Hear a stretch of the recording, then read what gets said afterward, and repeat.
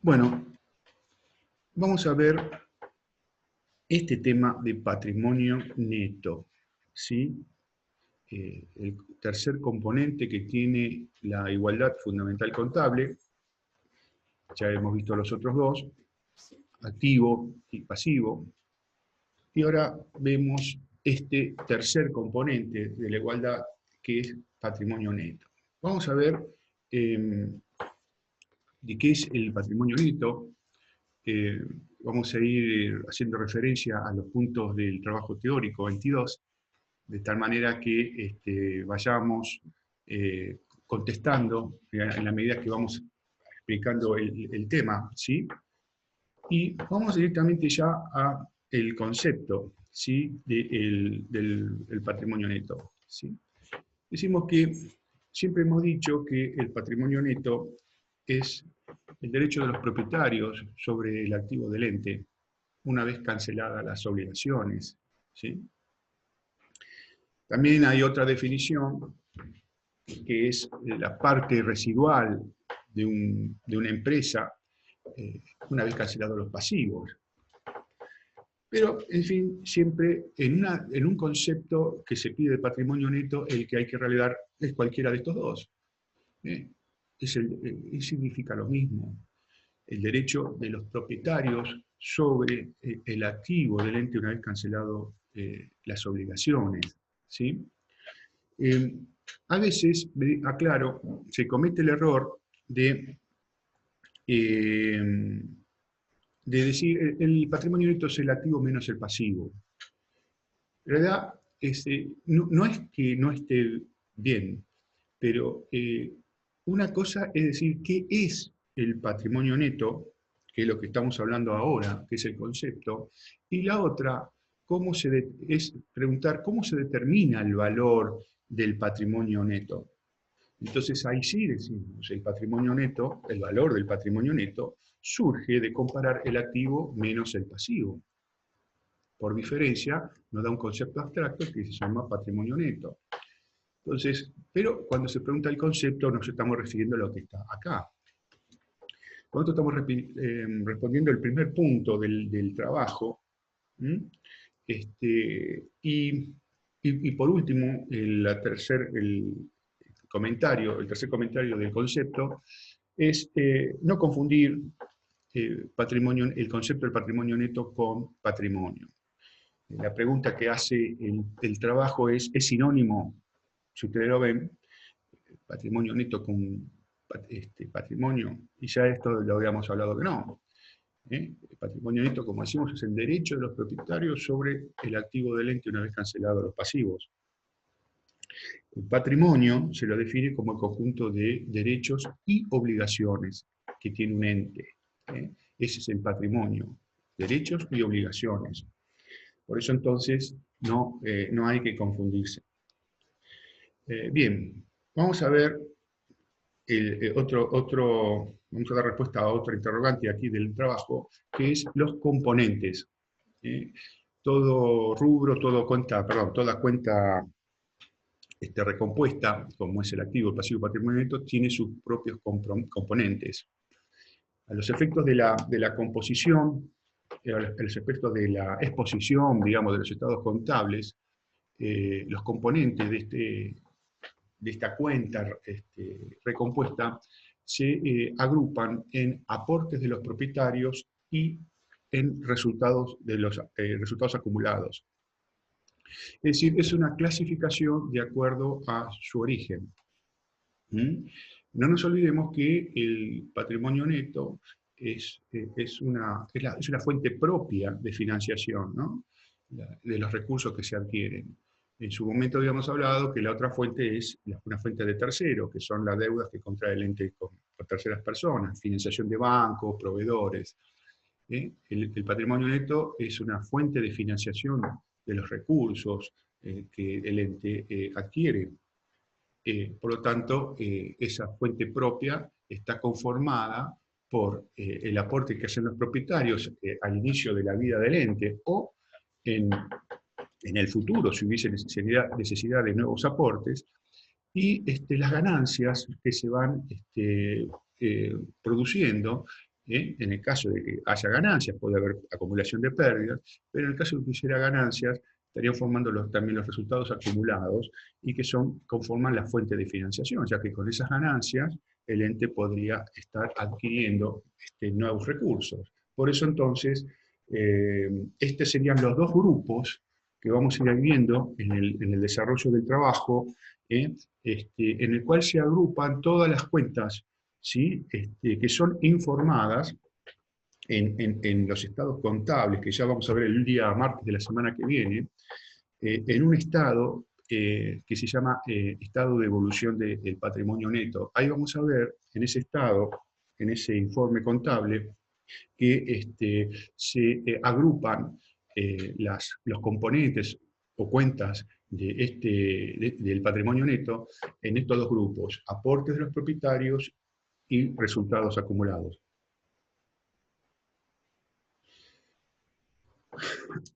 Vamos a ver un poquito el tema de los aportes de los propietarios. Como sabemos, los aportes de los propietarios es lo que da la vida al ente, ¿sí? Con la vida del ente se inicia cuando las personas destinan parte de sus bienes a un emprendimiento, ¿no? Es decir, lo que llamamos realizan aportes. Por lo tanto, los aportes los podemos agrupar en capital nominal y aportes en exceso a dicho capital nominal. ¿Sí? Es decir, estos aportes los podemos subdividir. Por un lado tenemos el capital nominal, que incluye cuentas como capital suscripto, aportes irrevocables y ganancias capitalizadas. ¿Sí? El capital suscripto es el capital comprometido que los accionistas en una sociedad anónima se comprometen por estatuto a efectuar en aportes, ¿verdad? Ahí en el punto 2 nos pregunta qué es una acción para el ente que la emite. Qué es su valor nominal, qué tratamiento tiene las que se suscriben sobre la par, por debajo de la par, de qué depende, bueno, etcétera, etcétera. Basándonos en el punto 2, podemos decir que el capital en una sociedad anónima está conformado por acciones. ¿Sí? Si bien este tema ya lo hemos desarrollado en algún momento, estamos un poco repasando para poder engancharlo con el tema del patrimonio neto. Por lo tanto, entonces, la acción es la fracción en la que se divide, es la que se divide el capital en una sociedad anónima, ¿sí? Por lo tanto, entonces, cada acción tiene un valor nominal, un valor estampado, que puede ser 1, puede ser 10, puede ser 1000, puede ser 5000. Ese es un valor, como si fuera el valor de un billete. Cuando se emiten acciones, la emisión de las acciones se confecciona la acción en base a un valor que tiene, ¿no? Por lo tanto, puede haber, vuelvo a repetir, valores nominales. El valor nominal es el valor que está estampado en el título, el que figura en el título. Y vuelvo a repetir, puede ser de 1000, puede ser de 10.000, puede ser 5000, el valor estampado, ¿no? Por supuesto, en los casos prácticos siempre van a decir valor nominal 1 para hacer sencillo el práctico y hacerlo el número más pequeño. Imagínense una persona que aporta 50.000 pesos, no va a tener 50.000 títulos de un peso cada uno.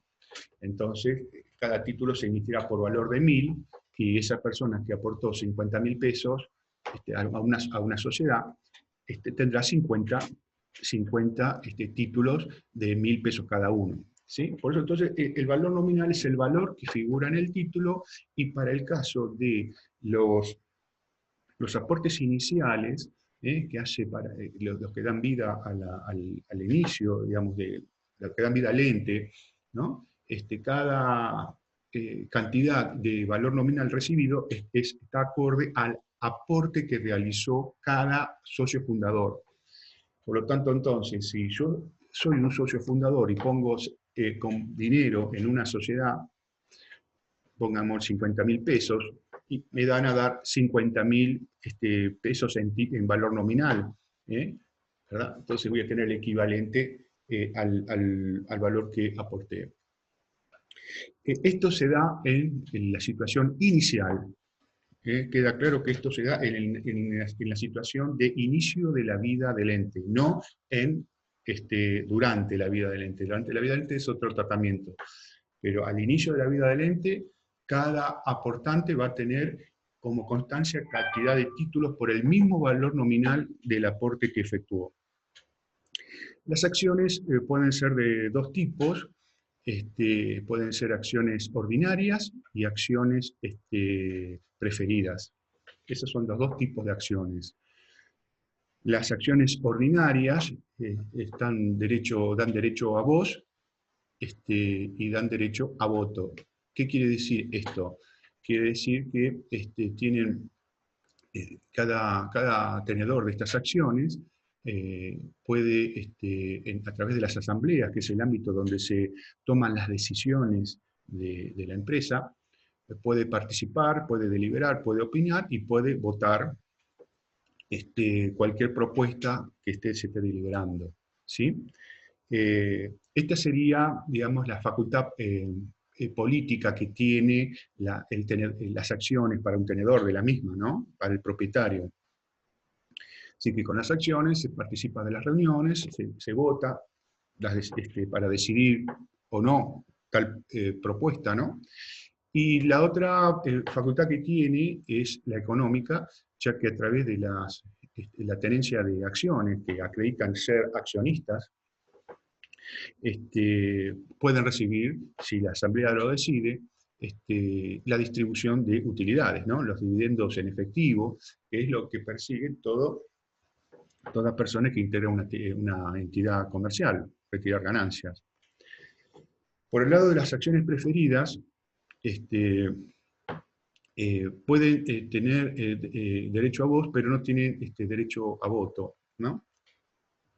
Las acciones preferidas se diferencian fundamentalmente en que los tenedores de las mismas, los que tengan acciones de este tipo de acciones, las preferidas, van a cobrar dividendos todos los ejercicios económicos, exista ganancia o no exista ganancia, a diferencia de los tenedores de las acciones ordinarias que van a recibir utilidades a través de la asamblea cuando ésta decida distribuir utilidades.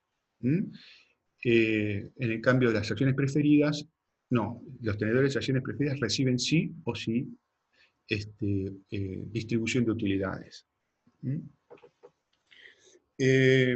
Por lo tanto, entonces, como decíamos, el capital comprometido, el capital suscripto llamada una sociedad anónima, queda reflejado en los estatutos. El contrato en la sociedad anónima se llama estatuto. Y ahí queda reflejado el compromiso de aporte de los accionistas.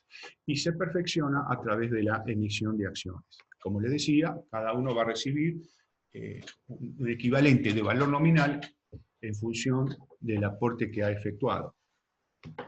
En las otras sociedades, tenemos SRL, sociedades colectivas, las obligaciones de aporte surgen del contrato social. Se lo denomina así. Ya después, bueno, fue desarrollado el tema en su momento, pero pueden repasarlo de las clases anteriores, el cual que puede ser en efectivo, que puede ser en especie, de cómo se evalúan. Eso ya es un tema que fue desarrollado. Con respecto a los aportes irrevocables,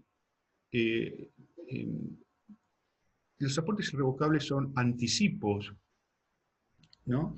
Que realizan anticipos de aportes que realizan futuros accionistas a los efectos de que la Asamblea en el futuro decida emitir nuevas acciones. Quiere decir que son aportes a cuenta de futuras suscripciones de acciones, futuras emisiones de acciones.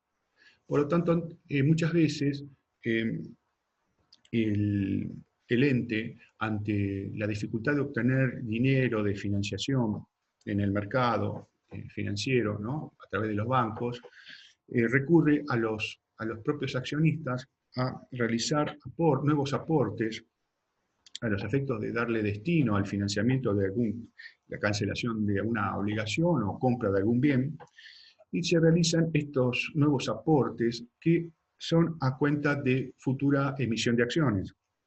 Por lo tanto, entonces, cuando se realizan este tipo de aportes, este concepto forma parte del capital nominal y se va a mantener como tal hasta tanto la asamblea en el futuro decida emitir las acciones por los aportes irrevocables recibidos. En ese caso, entonces, como estas son cuentas patrimoniales de saldo acreedor, el aporte irrevocable será debitado, ¿sí? Y se acreditará la cuenta acciones en circulación. Y así se irá saldando esta cuenta, ¿no? Llevándola a cero. Eso es el tema de los aportes irrevocables. En definitiva, se va a mantener con saldo hasta tanto y cuanto la asamblea, una asamblea en el futuro decida que se emiten las acciones correspondientes a los aportes irrevocables efectuados. Bien, y después tenemos ganancias capitalizadas, ¿sí? Las ganancias capitalizadas se da cuando la asamblea de accionistas decide distribuir dividendos en acciones. Es decir, en otras palabras, en vez de que los accionistas reciban dinero, retirar dinero, lo que se hace es capitalizar resultados. Esto significa que si el ente tiene un capital y resultados acumulados, que son los componentes principales, el capital estaría aumentando por la nueva emisión de acciones y por otro lado disminuyendo los resultados acumulados. En conclusión, esta situación no varía la magnitud del patrimonio neto porque se produce como una permutación dentro de los mismos componentes. Entonces, cada accionista va a tener una mayor cantidad de acciones porque la asamblea decidió distribuirlas, ¿sí? Y por otro lado, el resultado acumulado disminuye, lo que hace que el valor patrimonial de cada acción se mantenga en la situación anterior. Entonces, acá tenemos varios conceptos que les estoy dando. Por un lado, la asamblea, por otro lado, el valor patrimonial por acción, que también lo pregunta el punto 3. El valor patrimonial por acción es el valor económico que tiene la acción, no es el valor que abonó, no es el valor nominal, sino lo que el valor por el cual se puede vender una acción o que puede tener una acción en aquellas empresas en las cuales no cotizan en bolsa. Por lo tanto, consiste en dividir el patrimonio neto por el total de acciones en circulación. Eso nos está dando el valor patrimonial por acción. Multiplicada la cantidad de acciones que cada persona tiene, sabe qué valor patrimonial tiene. Por lo tanto, si el patrimonio neto lo tenemos intacto, entonces todo queda igual. Bien, el otro tema es la asamblea, ¿sí? La asamblea es el ámbito en el cual se desarrolla en las reuniones de los accionistas, ¿sí? Por lo tanto, entonces, en estas reuniones, que son periódicas, están las ordinarias, que se hacen una vez por año, y se realizan después del cierre del ejercicio. Si un ejercicio finaliza 31 de diciembre, hay tiempo para desarrollar la asamblea, de acuerdo a la ley, hasta la finalización del cuarto mes de cierre, es decir, hasta el 30 de abril.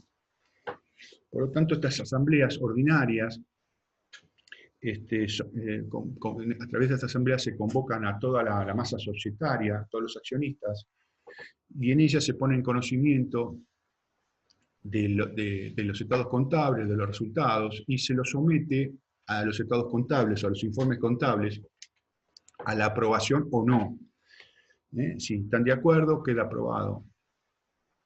Una vez que está aprobado, a través de esta asamblea, se deciden los distintos puntos ya temáticos que se informan de manera previa a la reunión que van a ser tratados. Por ejemplo, la distribución de utilidades. Si se aprueba la distribución de utilidades por el monto propuesto, si se emiten acciones como dividendos, si se constituyen reservas, en fin. Se plantean una serie de temas que están acorde al destino de los resultados, como también cualquier otro tema operativo o informativo que los administradores o directores le tienen que transmitir a la masa societaria. No nos olvidemos que en una sociedad anónima puede suceder, la sociedad anónima tiene una cantidad muy importante, puede tener una cantidad muy importante de accionistas, pero los que manejan la empresa son 4 o 5. Por lo tanto, entonces, en esta asamblea es como que los responsables, llamados directores, rinden cuenta de lo que ha acontecido en el ejercicio finalizado, los resultados, el porqué, y de ahí que la masa accionista le renueve el cargo como administradores un periodo más, o sean removidos si han sido ineficientes. Por eso entonces, la asamblea, que es denominado el órgano volitivo, el órgano volitivo del ente es la asamblea, es el ámbito en el cual se toman las decisiones políticas del ente, del cual los administradores después tienen que conducir el ente en base a estas políticas fijadas en la asamblea. Bien, por lo tanto entonces, una de las decisiones es capitalizar ganancias, ¿sí? Por lo tanto entonces, esto implica, y vuelvo a repetir, que el accionista no se lleve dinero, sino que tenga más cantidad de acciones, pero a un valor patrimonial más pequeño, ¿sí? En total, la suma de una mayor cantidad de acciones va a totalizar el mismo valor patrimonial que tenía antes de la distribución de acciones. Antes tenía menos cantidad de acciones a un valor patrimonial individual mayor, pero ahora tiene mayor cantidad de acciones a un valor patrimonial más pequeño. En definitiva, la sumatoria de estas dos situaciones le da el mismo valor patrimonial. No varía su participación en el patrimonio del ente, ¿sí? Su participación económica se mantiene. Esta decisión es bien vista por los terceros. ¿Por qué? Estoy hablando de las ganancias capitalizadas. ¿Por qué es bien vista por los terceros? Porque se les asegura o se les garantiza a las terceras personas que interactúan con el ente que ese dinero queda en la empresa. Que no hay posibilidad de que se distribuya en efectivo. El dinero del resultado quedó en la empresa, ya que los accionistas recibieron acciones y no dinero. Bien, este es el tema de las ganancias capitalizadas, aportes irrevocables y capital suscripto. ¿Cómo vamos ahí? ¿Estamos bien? ¿Es claro el tema?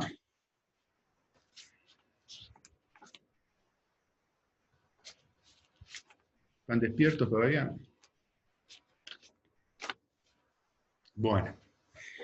Bueno, entonces, entramos al otro componente de los propietarios. Es el aporte en exceso a dicho capital nominal. Hoy les comentaba, cuando hablaba de capital suscripto, de que el accionista fundador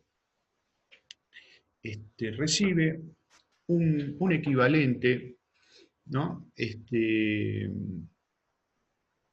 En valor nominal de acciones al aporte efectuado. Es decir, si aportamos 50.000 pesos, el accionista va a recibir títulos por valor nominal de 50.000 pesos.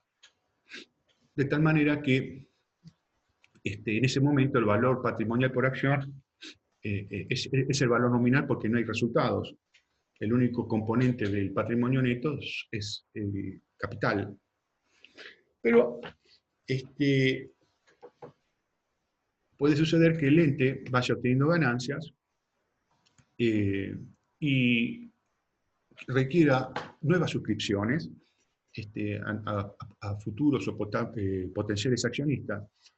Por lo tanto, les requiera que aporten no el valor nominal que ellos pagaron, sino un importe que supera el valor nominal. Es decir, vender nuevas acciones o emitir nuevas acciones a un valor que excede al valor nominal. Por lo tanto, entonces, ese excedente que el ente cobra por las nuevas acciones emitidas, el excedente sobre el valor nominal que el ente cobra por las nuevas acciones emitidas, es un componente también del patrimonio neto que se llama primas de emisión. Y este tipo de operación se la llama suscripción sobre la par. ¿Mm? Por lo tanto, entonces, si bien ahora vamos a continuar, creo, no sé si está en el próximo cuadro, sí, creo que en el próximo cuadro ya lo vamos a ir desarrollando, este tema de la prima de emisión, que lo puse así en grande, en letras grandes, entre mayúsculas, como para que se recuerde de que la prima de emisión no es un resultado. No es que el ente emite acciones y cobra más y gana, no. El ente emite acciones y cobra un mayor valor, pero ese excedente de mayor valor es un componente del patrimonio neto que se llama prima de emisión y está incluido dentro de este ítem aporte en exceso sobre el capital nominal.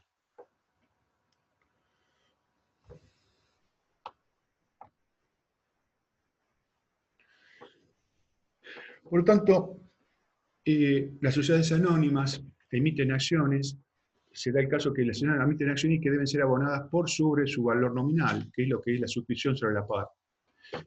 Esto es lo que estábamos diciendo recién, este aporte en exceso también formará parte del patrimonio neto con el nombre de prima de emisión. Y acá tengo un ejemplo para que se entienda por qué se cobra la prima de emisión, por qué hay una prima de emisión, por qué debe emitirse de esa manera, por qué no se emite las acciones y se cobran al valor nominal que habían pagado los principales accionistas cuando fundaron la sociedad.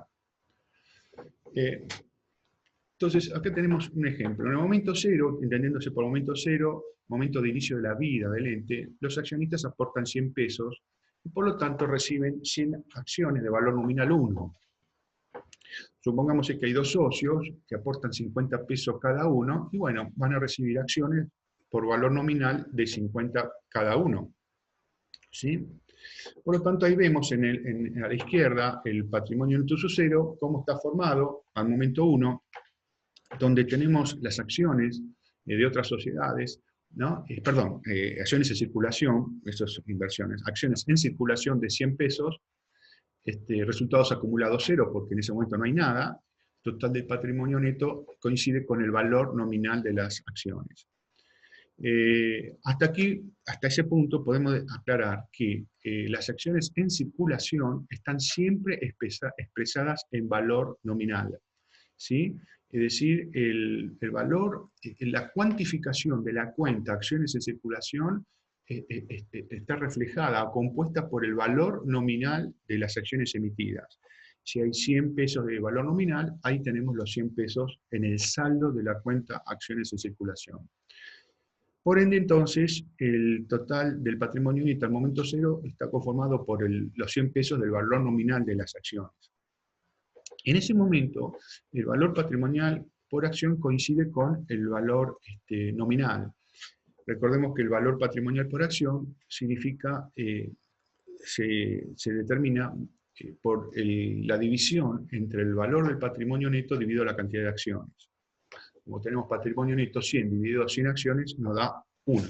Ese sería el valor económico al momento 1, al momento del inicio de la vida del ente, que coincide perfectamente con lo que pagaron cada uno de los accionistas, aportaron cada uno de los accionistas al momento de la integración del compromiso de aporte.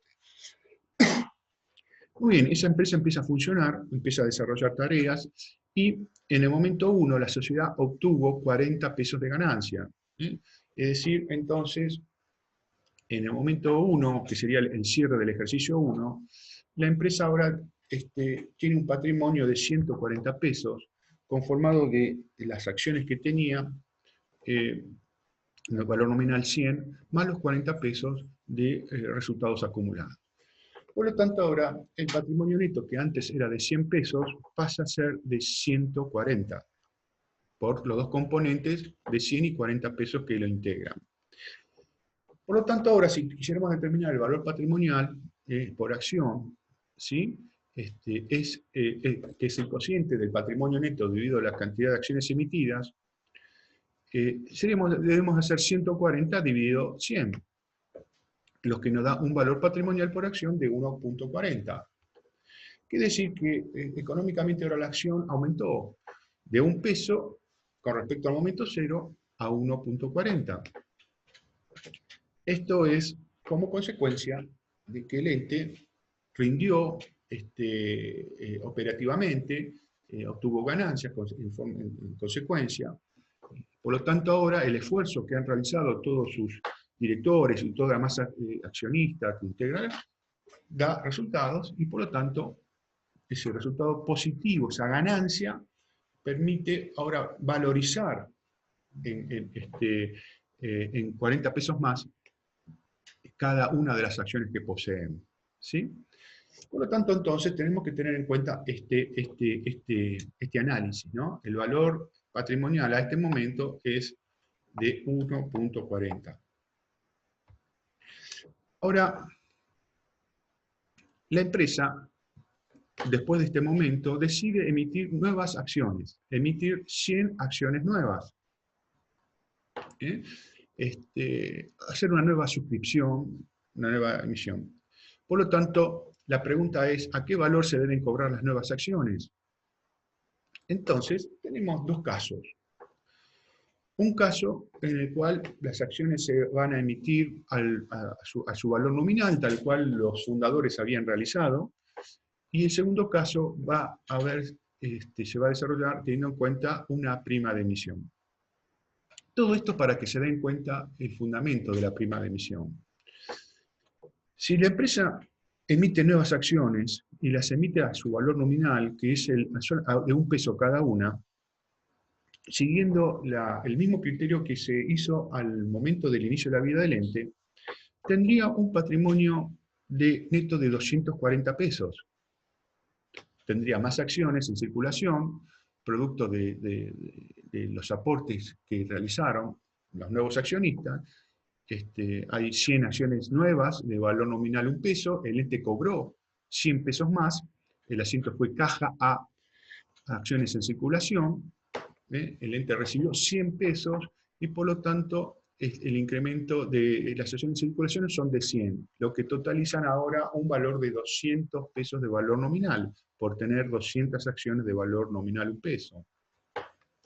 Los resultados se mantienen igual, son 40, y por eso totalizan un patrimonio neto de 240 pesos. Pero aquí, cuando queremos determinar el valor patrimonial por acción, que consiste en dividir el valor del patrimonio por la cantidad de acciones en circulación, nos encontramos que el valor patrimonial por acción, al no cobrarse una prima de emisión y emitirse las nuevas acciones al valor de su valor nominal, el valor patrimonial por acción disminuye de 1.40 a 1.20.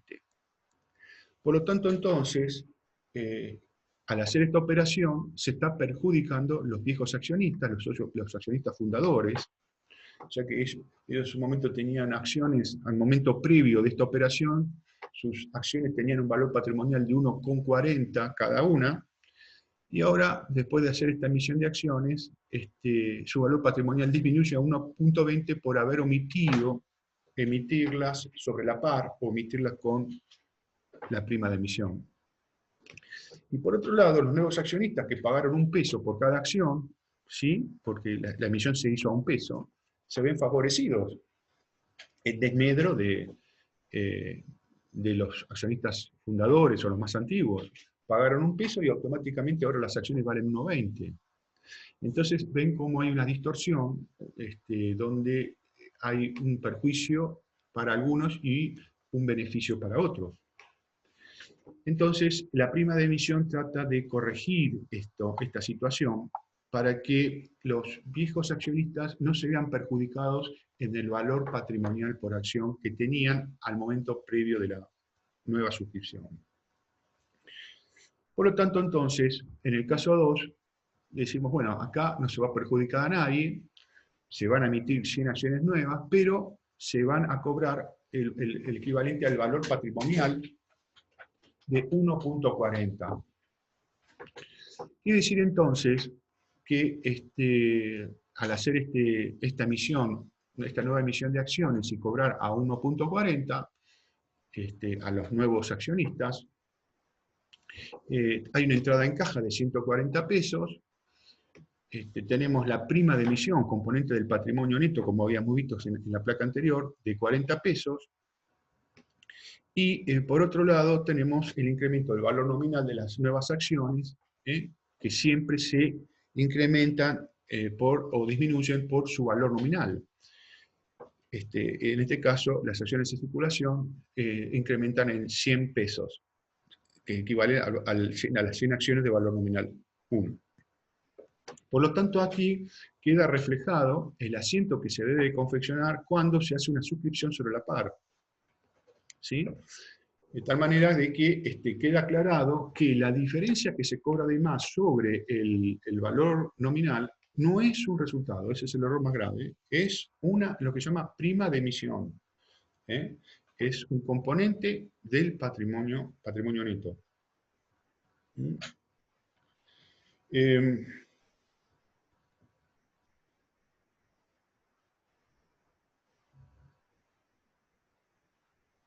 Bien.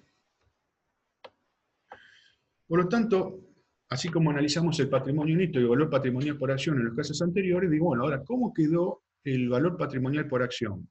Si analizamos el patrimonio neto, las acciones en circulación están en 200 pesos, o sea, son 200 acciones de valor nominal 1. Ahora tenemos un nuevo componente, la prima de emisión, componente del patrimonio neto de 40 pesos, más los resultados acumulados de 40 pesos que ya venían de antes. Por lo tanto, al hacer esta opción de suscripción sobre la par, el patrimonio neto llega a 280 pesos. Si sacamos el valor patrimonial por acción, dividiendo el valor del patrimonio sobre la cantidad de acciones en circulación, nos da que el valor patrimonial es de 1,40, que es el mismo valor que tenían de valor patrimonial los antiguos accionistas antes de emitir las nuevas acciones. Entonces, en conclusión, el fundamento que tiene emitir nuevas acciones con una prima de emisión es para que los viejos accionistas o los antiguos accionistas no se perjudiquen por la nueva emisión de acciones. ¿Sí? De esta manera se mantiene el valor patrimonial de las mismas, no se perjudican ni se benefician los nuevos, porque los nuevos también pagaron 1,40 por acción y su valor económico va a ser 1,40. Todo este desarrollo que le estoy dando es para que se entienda esto último que le dije, que la prima de emisión es excedente que se cobra sobre la par, en las operaciones de emisión sobre la par, se realiza para no perjudicar ni beneficiar a nadie. Exactamente, los nuevos accionistas tienen a 1,40, que es el valor que lo pagaron. Ellos pagaron 1,40 peso y las acciones valen para ellos también iguales, o 1,40, entonces no se benefician. Lo justo, pagaron 1,40 y vale 1,40. Y los viejos accionistas que habían aportado 1 peso y después se beneficiaron por el incremento patrimonial que tuvo por las ganancias, se mantiene en 1,40 también. Así que aquí, con esta situación, con este caso, no hay ni perjudicados ni beneficiados. Que eso es lo que busca, el objetivo que busca la prima de emisión. En este ejemplo sencillo, lo demuestra matemáticamente. ¿Qué es lo que pasaría si no se hiciera? ¿Y qué es lo que pasaría si se emite la nueva suscripción con prima de emisión? Es decir, cuando nosotros enseñamos, no tratamos de tirarle al alumno el libro por la cabeza, esto es así, no, siempre tratamos de explicar el porqué. Si ustedes razonan un determinado caso como el que estamos viendo, no se van a olvidar. En cambio, si no lo entendieron, lo más probable es que lo estudien de memoria. Y entonces, cuando se cambien los valores o cuando se cambien las condiciones, no lo van a razonar y no van a aprovechar lo que se enseñó en su momento. Por eso, lo que buscamos es que se entienda todo. En todo esto siempre digo hay un porqué. En teoría siempre hay un porqué, hay un fundamento, una explicación, un razonamiento. De lo contrario, si estudiáramos de memoria, nos olvidaríamos en 3 días o en una semana todo lo que estamos estudiando hoy.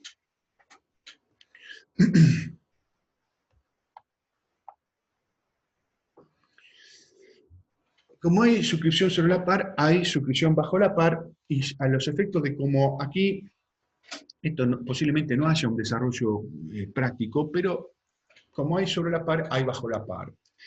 Y esta situación se da cuando las acciones se emiten y se cobran por un valor inferior al valor nominal. ¿Sí? Por ejemplo, el valor se emiten 100 acciones y se cobran a 80 pesos.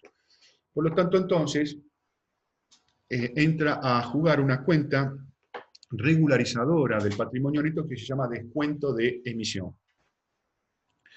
Por lo tanto, entonces, si el ente emitiera 100 acciones a valor nominal 1 y las cobra 80, tendríamos un débito a la cuenta caja de 80 pesos, los 20 pesos se debitarían por la cuenta de descuento de emisión y los 100 pesos que quedan van acreditados a la cuenta acciones en circulación. Ese es el asiento contable que debería de realizarse en un caso de cobrarse un valor inferior al valor nominal. Esto se da así porque puede ser que el ente esté acumulando pérdidas, no utilidades. Entonces, si los resultados acumulados van reflejando acumulación de pérdidas, es indudable que entonces esos resultados están achicando el patrimonio neto, van disminuyendo el patrimonio neto y restan al valor de las acciones en circulación. Por lo tanto, entonces, el patrimonio neto tiene acciones que, si bien están a 1 peso, pero que se ven disminuidas por el efecto de los resultados negativos o pérdidas que viene acumulando. Por lo tanto, entonces, si la suscripción se hace bajo la par cuando se acumulan pérdidas. O sea, la situación inversa a la que veníamos viendo en el caso anterior.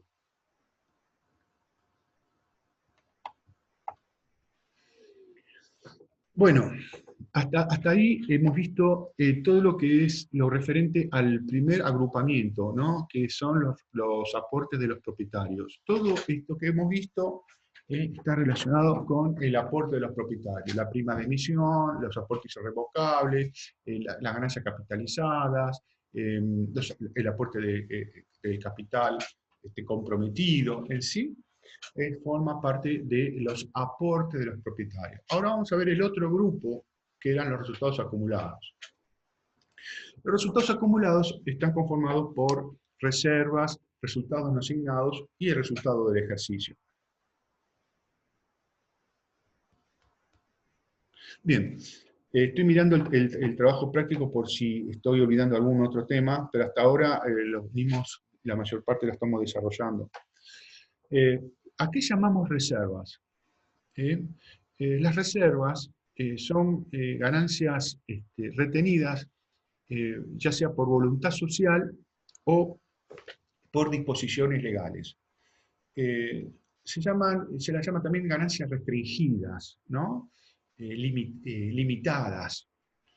Es decir, que las reservas se constituyen con un determinado fin. ¿Sí? La ley de sociedades establece la denominada reserva legal, que se constituye, de acuerdo a la Ley General de Sociedades, con un mínimo del 5% sobre el valor de las utilidades obtenidas. Y esa reserva se debe de constituir e incrementar a lo largo del tiempo hasta llegar a cubrir un equivalente al 20% del capital. Quiere decir que mientras que no se logre el 20% del capital, todos los años se tiene que distribuir de las ganancias obtenidas, de los resultados, en el caso de que hubiese resultados obtenidos, ganancias, distribuirlas y aplicarlas a esta reserva legal. Y las otras surgen de la voluntad social, ya sea a través de los estatutos, puede haber reservas que estén fijadas en el contrato social de una sociedad anónima,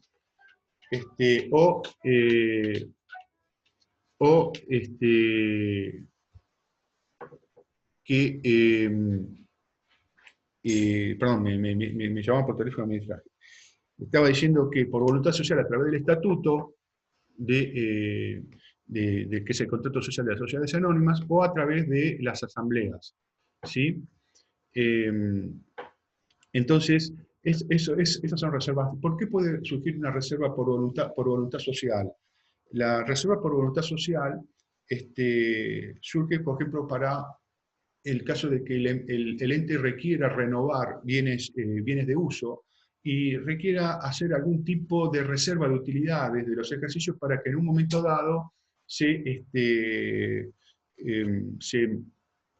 compren o se renueven todo lo que es el equipamiento o parte del equipamiento que conforman los bienes de uso. ¿Sí?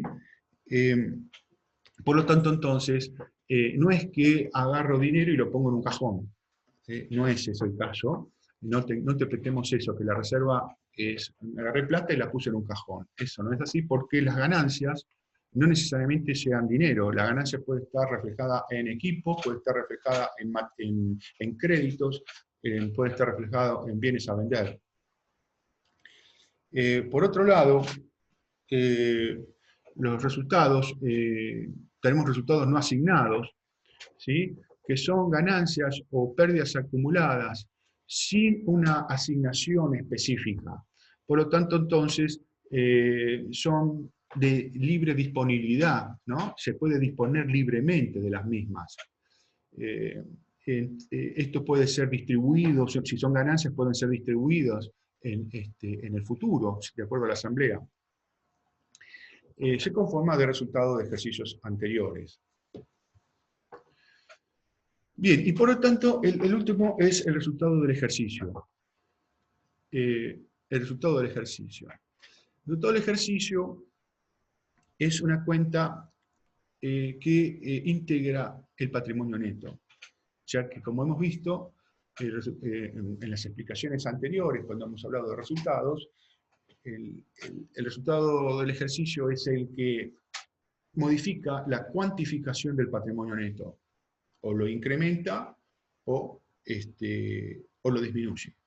Recordemos que dentro de las operaciones modificativas, decíamos que una de las causas de una modificación cuantitativa estaba dada por los resultados.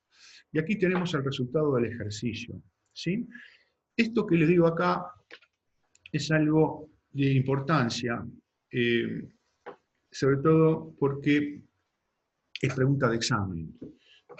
Yo creo que, en definitiva, todo lo que estamos desarrollando es para saber si el ente ganó o perdió. si el ente ganó o perdió, está reflejado en una cuenta que es resultado del ejercicio. La pregunta es, ¿cuándo se origina la cuenta de resultado del ejercicio? Esa es la pregunta de examen. ¿Cuándo se origina la cuenta de resultado del ejercicio? Si es una cuenta, se supone que tiene origen en un registro contable. Entonces, tendríamos que saber en qué registro contable se da de origen a el saldo de la cuenta de resultado del ejercicio.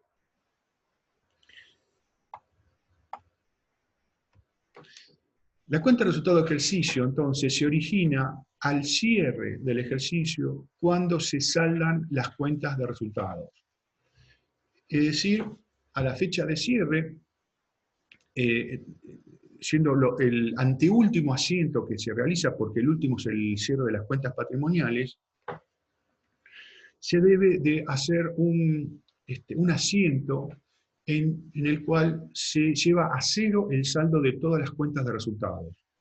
Este asiento se lo puede llamar asiento de cierre de cuentas de resultados, o también en los libros se lo puede encontrar con el nombre de asiento de refundición de pérdidas y ganancias. ¿En qué consiste esto? Consiste que para llevar a cero una cuenta, debemos de debitar las cuentas que tienen saldo acreedor y tenemos que acreditar las cuentas que tienen saldo deudor. Por lo tanto, la diferencia que existe entre los ingresos y egresos está dado por el resultado del ejercicio. ¿Sí? Ahí vemos, en un asiento de cierre del año 2019, las cuentas de resultados que se están dando de baja son tres. Una de venta, alquileres ganados, que se debitan, y la cuenta costo mercadería vendida que se acredita para llevar a estas cuentas a cero. Por lo tanto, entonces, la diferencia da origen a la cuenta de resultado del ejercicio, que puede tener tanto saldo acreedor como saldo deudor. En este caso, como los ingresos superan a los egresos, es una cuenta de resultados positivos, refleja una ganancia.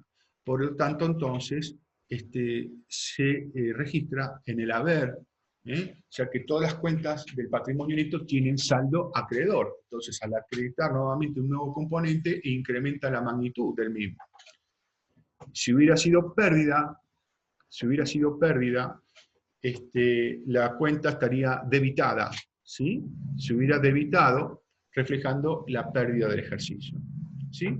Por lo tanto, esto que está acá en esta placa es, digamos, de suma importancia. En un examen, ya sea, llamémosle coloquio, llamémosle examen final, no saber esto define ya la nota, ¿sí? Entonces, por eso le digo, no se puede aprobar contabilidad 1, bases y fundamentos, sin saber en qué asiento contable se origina la cuenta del ejercicio. Porque de qué vale haber hablado del ente, del patrimonio, de variaciones patrimoniales, registraciones modificativas, permutativas, diferidas, y saber todos los rubros y después no saber el resultado del ejercicio que es y cuándo se origina. Por lo tanto, reitero, esta es pregunta fundamental.